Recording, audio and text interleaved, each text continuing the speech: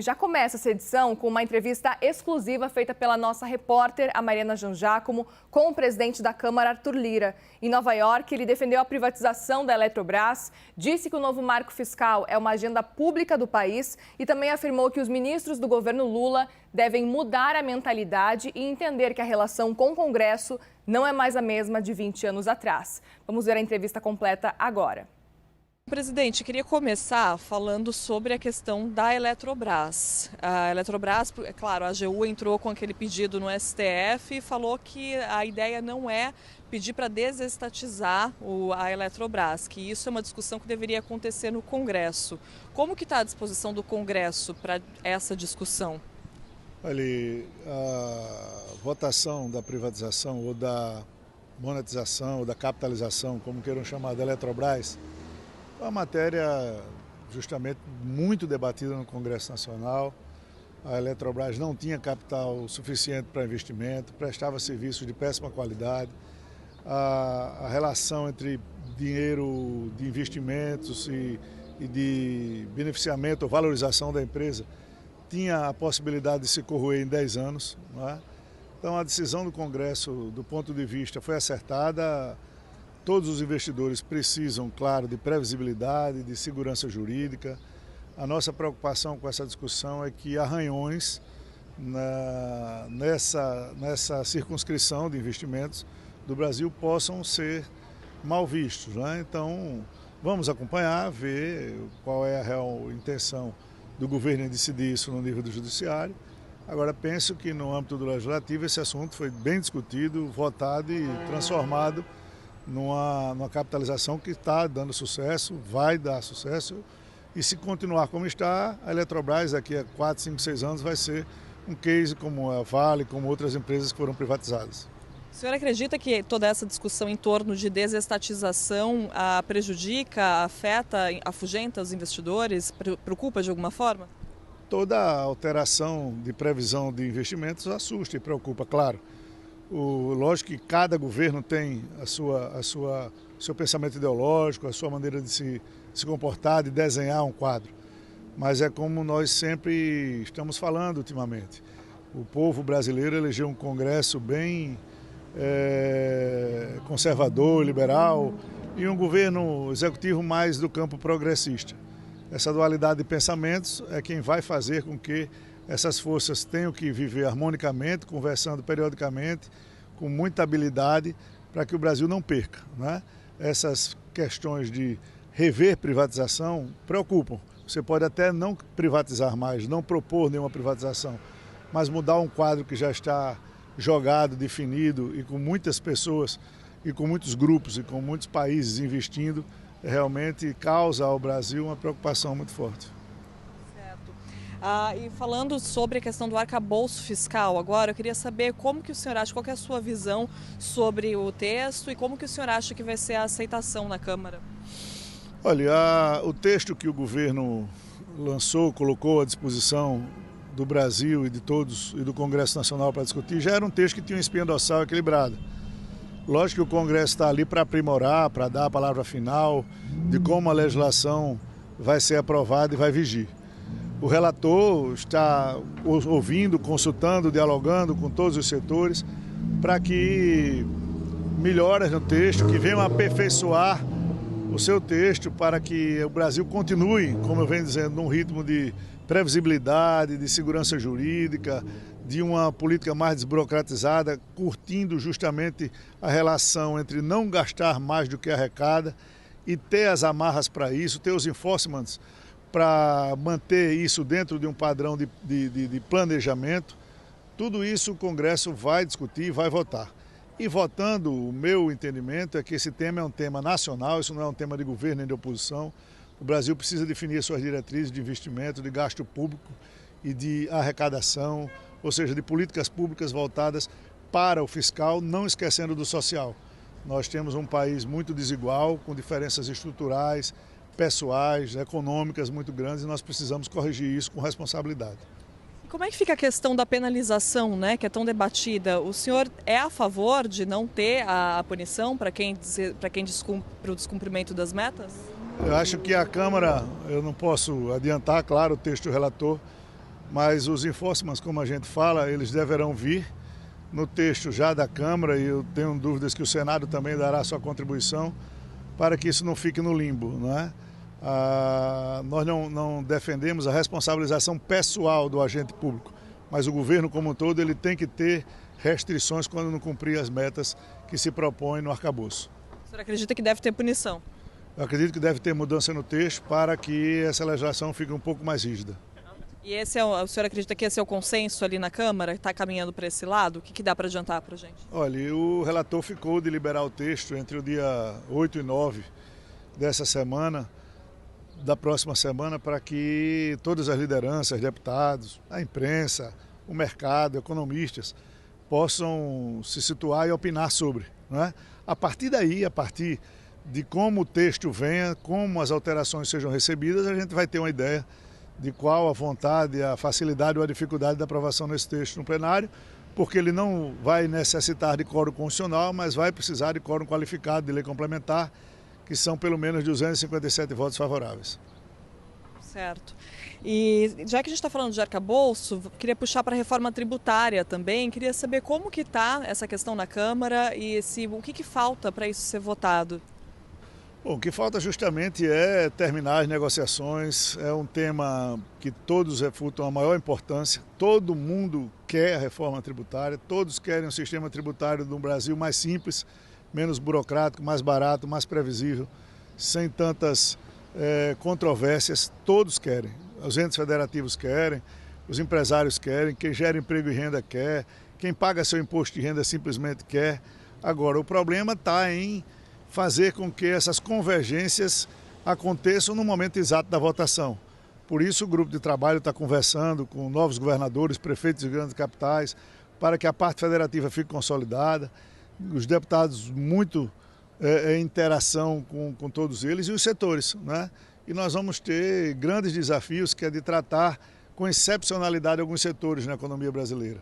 E se o resto dos empresários entenderem que sem isso nós não vamos ter reforma tributária, nós não vamos chegar a canto nenhum. E quem perderá é o país. A possibilidade de crescimento do Brasil nos próximos anos, com a reforma tributária justa, previsível, que desburocratize o sistema, vai trazer investimento externo. Você que está no exterior, aquele investidor que não conhece as dificuldades do sistema tributário brasileiro, ele se assusta e ele evita vir para um país tão conturbado. Então, eu acho que é momento do Brasil dar esse salto de qualidade e com muita transparência nós vamos levar esse debate. Agora, o resultado vai depender desse ambiente de trabalho dos deputados e dos setores em tentar essa convergência nesse momento de upgrade que o Brasil pode ter com o novo arcabouço e a reforma tributária ainda no primeiro semestre. É isso que eu ia perguntar, qual que o senhor acha que é a maior dificuldade para votar esses projetos? São justamente os interesses corporativos, né? Todo mundo quer reforma tributária, mas quer a própria reforma tributária. E nós temos que encontrar uma que atenda minimamente todos os setores do Brasil. Nós estamos felizes com as conversas que nós estamos ouvindo por parte dos governadores. Vem se formando um consenso com relação ao IVA único. Eu até esperava que o IVA dual fosse a saída para a questão federativa. Se precisar que seja, será, eu entendo assim. Se não, vamos com o sistema de imposto único e aí as adequações elas irão acontecendo durante o tempo. Talvez uma reforma tributária mais dura precise de uma transição mais longa. Uma reforma tributária possível necessite de uma transição menor. E o que a gente tem que discutir é 20, 30, 40 anos para um país, não é nada. O que vai ter é que você vai ter uma previsibilidade de um sistema tributário de arrecadação mais simples. Como é que fica nessa questão a discussão sobre os impostos, sobre aumentar sobre os impostos mais altos, sobre isso ser repassado para os consumidores? Não, a Câmara, nem o Senado, não há no Congresso nenhuma vontade de ter aumento de impostos. Justamente nós temos que ajustar qualquer votação nesse momento, tanto do arcabouço quanto de medidas que irão dar suporte ao arcabouço, como a própria reforma tributária, em ser no máximo neutra. O povo brasileiro não aguenta mais impostos e nós temos que encontrar uma maneira, justamente por isso, de conter os gastos com responsabilidade fiscal para que a carga tributária não venha a ter sobre os contribuintes um peso maior para arcar com despesas que sejam descontroladas. O senhor acredita que seja possível fazer isso com a reforma do jeito que ela está sendo pensada nesse momento? Olha, ela não está sendo só pensada, ela está sendo pensada, discutida e debatida. né? É importante que as pessoas venham para essa discussão com a mente aberta, com o coração aberto, com a vontade de fazer o melhor para o país. Nenhum setor sobrevive sozinho durante muito tempo, porque você está aqui com a sua casa arrumada, seus filhos bem alimentados, suas contas em dia, os seus vizinhos passando fome e dificuldade, uma hora eles vão se insurgir contra você. Assim é a lei da vida. Então nós temos que trabalhar para um equilíbrio geral no país. Um equilíbrio com prazo, com previsibilidade, com transição, com mudanças estruturais. E se isso acontecer, será um salto realmente de qualidade, que eu penso que o Congresso tem sido a mola propulsora dessa discussão. Câmara e Senado terão um papel fundamental. Falando sobre essa questão de articulação política, eu separei aqui uma fala do presidente Lula, depois da coroação lá no Reino Unido, que ele disse que em hipótese alguma pensa em mexer na equipe responsável pela articulação com o Congresso, mesmo depois de ter sofrido aquela derrota do marco do saneamento. Eu queria saber com que olhos que o senhor vê esse tipo de comentário e como que o senhor acha que está esse diálogo do governo com a Câmara? Olha, em todos os alertas que nós já fizemos ao governo, e eu faço com a propriedade de não defender a participação do Legislativo no Executivo com indicação de cargos de ministérios, eu sempre tive isso no meu pensamento. Eu acho que quanto mais cada poder se restringir a sua circunscrição, melhor para a democracia, melhor para a atribuição e execução desses poderes. Nós não estamos buscando com que o presidente Lula troque ministros. Nós não queremos e ninguém propôs a troca de ministros. Quando se fala em articulação política, se volta as atenções para o ministro Padilha, que eu de novo repito, é um bom sujeito, é um deputado eleito, é um homem de bom trânsito, de boa relação. Não é? O que está faltando não é trocas individuais, o que está faltando é que a mentalidade do conjunto dos ministros e do governo entendam que a relação política com o Congresso não é a mesma de 20 anos atrás. Enquanto não houver essa mudança de pensamento e de mentalidade, com o nível de aumento do protagonismo do Congresso Nacional, os choques acontecerão. Porque, como eu estou dizendo, nós estamos juntos no que nós convergimos, no que nós decidimos que é melhor para o Brasil. Um Brasil previsível, um Brasil com segurança jurídica, um Brasil com leis votadas para melhorar o sistema tributário, financeiro, responsabilidade fiscal buscando o social. Mas os retrocessos não serão admitidos, não é por mim, nem por qualquer outro presidente, é por uma maioria eleita pelo povo que pensa desta maneira no Congresso Nacional. E o governo vai ter que procurar um caminho, uma expertise, para fazer com que essa articulação funcione em bloco. Não pode o ministro das Relações Institucionais querer fazer e o ministro da Casa Civil não querer fazer. Não pode os dois quererem fazer e o ministro Fim não executar. Então é como o presidente disse, eu nem acho que ele precise ir para a linha de frente, porque depois dele não tem mais ninguém. Se não der certo, como é que vai fazer? O que precisa é que o governo se organize para que todos os ministros, o Ministério, a parte do Executivo, entenda que a relação harmônica entre Executivo e Legislativo mudou nesses 20 anos. Como que o senhor acredita que mudou? Mudou com isso, mudou por mais protagonismo, mudou por um Congresso mais presente, toda mudança na comunicação, na visibilidade do mandato, na responsabilidade, na prestação de contas do parlamentar, ela é imediata. Então, tudo é muito rápido, tudo é muito circunstancial. Então, a gente precisa estar atento a cada momento, saber quais são os limites de cada poder e tentar manter esse equilíbrio. Se o governo não fizer isso, aí a gente tem preocupação que as coisas comecem a ter mais dificuldades. Não é a troca individual nem pessoal desse ou daquele ministro. Nunca houve, nem da minha parte, nem da parte de nenhuma declaração de nenhum líder, a exigência de trocar esse ou aquele ministro. Agora, há um pedido que eu fiz ao presidente de que a articulação do governo mude a maneira de pensar com relação ao que o Congresso pensa e precisa para fazer as suas decisões de maneira mais efetiva e mais cordata entre os dois poderes. Eu ia até perguntar a minha outra pergunta, exatamente, como que o senhor vê o papel do Legislativo nesse momento com o Executivo, em meio a todas essas discussões que a gente está tendo, a questão do governo da Eletrobras, por exemplo, que quer desestatizar, como que o senhor vê essa questão, o papel do Legislativo com esse Executivo que existe nesse momento? Não, cada um na sua circunscrição. Se os poderes se mantiverem dentro das suas autocontenções constitucionais, as coisas funcionarão de maneira mais efetiva. Como eu venho dizendo, o Congresso Nacional ele foi eleito numa base mais conservadora, mais liberal, na Câmara e no Senado. Não é? Isso se mostrou já no primeiro turno. E no segundo, a população fez uma escolha por um governo mais à esquerda, mais progressista. E aí a nossa obrigação é ter a guarda dos seus preceitos e conceitos constitucionais, as suas atribuições, as suas prerrogativas, mas trabalhando harmonicamente, pensando no país. Se isso não acontecer, fica muito difícil para qualquer governo, para qualquer parlamento, para qualquer judiciário. E sempre nós trabalhamos focados nesse sentido, sem nenhum tipo de achaque, sem nenhum tipo de pressão, mas com muita conversa e firmeza nas declarações simples e puras do que o meu plenário, do que o plenário da Câmara dos Deputados, do que a maioria dos líderes, do que o Colégio de Líderes coloca como posicionamento. Se nós não falarmos a verdade, nós não chegaremos a nenhum lugar. Então é preciso que as coisas aconteçam olhando os limites de cada poder. Então o Executivo tem um limite que chega até um determinado momento, o Legislativo da mesma forma. E esses temas que já foram decididos há pouco tempo no plenário das duas casas dificilmente sofrerão qualquer tipo de revertério, de reversão de procedimentos. A gente está falando de desestatização de Eletrobras, de de mudança no Banco Central, isso tudo o senhor acha que não... Como o caso agora do decreto do saneamento, não é? Eu estou em missão em Nova York, mas a Câmara funcionou com os líderes na sua plenitude. Nós já havíamos alertado o governo sobre isso, nós recebemos um apelo da coordenação política do governo de dar um prazo. Os deputados se reuniram com o ministro da Casa Civil e sua equipe durante 10 dias e não avançou. E o entendimento da Câmara é que um decreto não pode revogar textos de uma lei que foi votada na Câmara e no Senado, e aí a gente volta para o início da nossa entrevista. Segurança jurídica, previsibilidade, a ampla discussão de uma matéria dessa que passou pelo Congresso não pode ser modificada por um decreto. O senhor acredita que o Executivo está invadindo o poder do Legislativo de alguma forma? Nesses aspectos, sim, tanto é que esse preceito constitucional do projeto de decreto legislativo serve para isso.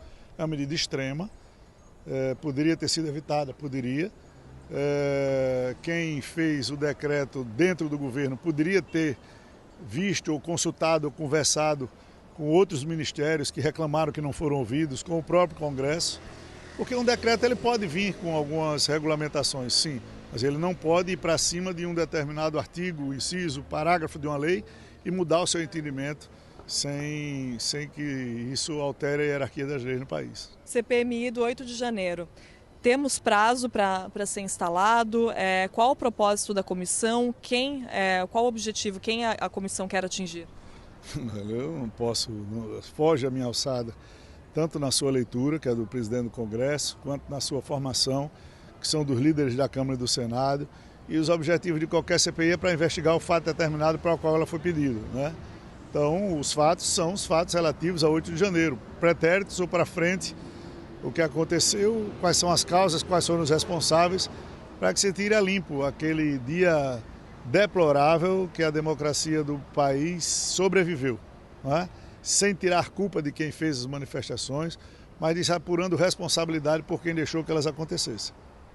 O senhor sente disposição? Como está o ânimo da Câmara para essa CPMI? Não, tranquilo, os líderes já estão conversando dentro dos seus partidos e nos blocos para indicar os membros e traçar a estratégia se a Câmara vai de presidência, se vai de relatoria. Se for de presidência tem que ter os votos, se for de relatoria tem que ter o acordo para ser indicado pelo presidente da outra casa. Então isso é uma tarefa que é mais afeita aos líderes do que ao presidente da casa. Certo. Presidente, só sobre fake news, eu queria perguntar, porque existe uma discussão muito parecida aqui nos Estados Unidos com o que a gente está tendo no Brasil agora. Aqui nos Estados Unidos existem dois casos, na verdade, que estão na Suprema Corte agora, de tentar responsabilizar Big Techs por atos de extremismo, de tentar responsabilizar as plataformas. Eu queria saber qual que é a sua visão sobre isso. Esse assunto ainda carece de muita discussão, porque ele traz paixão, ele traz opinião, ele tem um cunho muito pessoal da vida de cada um que se expõe ali na internet, mas todos concordam que esse tema precisa ter regulamentação.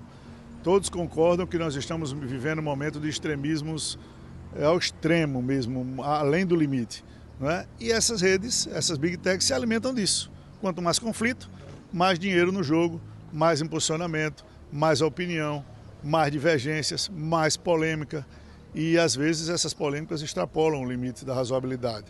O que nós queríamos com o projeto era de dar um mínimo de segurança jurídica para que todos que possam e queiram usar as redes sociais sem censura e com liberdade de expressão, tenham exatamente a certeza do limite até onde vai essa liberdade de expressão. A partir daí, lógico que tem os tipos penais de calúnia, injúria, difamação, enfim, dentre outros que podem ser usados. Mas é um assunto ainda que não está perto de uma solução, pelo menos no Legislativo, e nós esperamos que mais conversas, mais diálogo, mais negociação, nós possamos chegar num nível que possa se responsabilizar civil, penalmente, ou de outras maneiras, como o direito de cuidar, de maneira a ser responsável após uma Big Tech ser comunicada que há alguma coisa errada nas redes, ela tem que agir para evitar.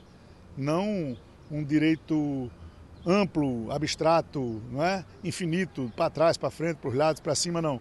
Mas a partir do momento que você é acionada de que há alguma coisa errada acontecendo nas redes, você tem que apurar e a partir daí as responsabilidades civis e penais recorrerão sobre as Big Techs que não tomarem nenhum tipo de posicionamento. E falando sobre a CPI das apostas online, o senhor pode falar sobre qual a importância e os possíveis impactos dessa CPI? Olha, nós votamos na Câmara a regulamentação dos jogos. Esse projeto está no Senado, nós esperamos que ainda nesse primeiro semestre o Senado se debruce e aprove, porque todos nós sabemos que os jogos existem no Brasil. Jogo do bicho, TUF, cassino, bingo, tudo existe fora da lei, né? Sem recolher imposto, sem gerar emprego oficial, sem gerar emprego formal. Então nós votamos para regulamentar. Quando você vai para jogos online é muito pior, porque todos jogam, é debitado no cartão de crédito, o dinheiro vai para o exterior, os impostos ficam no exterior, não há nenhum tipo de proveito para o brasileiro nem para o país. E quando essas apostas, além de não terem nenhum tipo de tributo arrecadado, não terem nenhum tipo de emprego gerado, não terem nenhum tipo de benefício para a sociedade no país, elas ainda começam a interferir num esporte que é paixão nacional, modificando o resultado, manipulando o resultado, nós temos que agir. Essa CPI ela é realmente muito importante, porque ela vem pela manutenção da ordem pública. Você não pode deixar que sempre a valentia econômica de setores modifiquem o cotidiano da vida das pessoas, principalmente no futebol. Algo que o senhor possa adiantar de próximos passos, algo que vai ser anunciado em breve? Essas questões nós estamos retornando ao Brasil já na quinta-feira, dia 11. Nós esperamos que essa semana transcorra com normalidade a pauta sob a presidência do nosso vice-presidente Marcos Pereira. Os líderes já escolheram e acertaram as pautas da próxima semana. E eu espero que as CPIs, no nosso retorno, possam ser instaladas e comecem a efetivar. Deixando claro que o trabalho delas nada terá a ver com influência no funcionamento do plenário da Câmara com relação a essas pautas importantes que nós estamos tratando. Última coisa. Queria saber sobre a questão da carteira de vacinação do ex-presidente Jair Bolsonaro. O senhor acha que a forma como a investigação está sendo feita é correta? E sobre as investigações sobre o ex-presidente em geral, o senhor acha que há risco de ele ficar inelegível? Olha, é difícil você comentar projetos e processos que estão no âmbito da justiça. Eu não tenho acesso aos autos que tratam da inelegibilidade possível do ex-presidente Jair Bolsonaro. Eu só tenho me colocado de que o presidente Bolsonaro, ele, se não tiver a sua elegibilidade, para quem pensa em fazer o mal, ele será muito melhor apoiador do que candidato. Um candidato de direita, de uma direita que está posicionada no país, que tenha o presidente e ex-presidente Jair Bolsonaro apoiando, tem muito mais chance de vencer uma eleição. Então, se não houver um fato realmente muito grave que justifique essa punibilidade, eu penso que é um exagero nesse momento. 2, com relação à questão da vacinação, é uma polêmica que está sendo tratada, é um assunto que todo dia aparece um fato novo, e com relação ao fato em si, o que nos apontam a princípio é que isso foi à margem do presidente. Vamos esperar para ver o que é que isso acontece. Eu não gosto de falar sobre hipóteses. De qualquer maneira, representa um poder e esse poder tem que ser preservado de possíveis falhas que o presidente possa cometer. Então, eu prefiro não cometê-las. O senhor acredita que a investigação está sendo feita de forma correta? Não me cabe isso aí. A população sabe quais são os limites, quem está fazendo sabe quais são os limites e advogados existem para isso. A gente vai esperar o transcorrer do que vem acontecendo e o que é importante. E é o que eu sempre trato, quando eu trato lá atrás de sempre presidencialismo. todo presidente da República, ex-presidente, merece o respeito institucional do seu país. É o meu pensamento.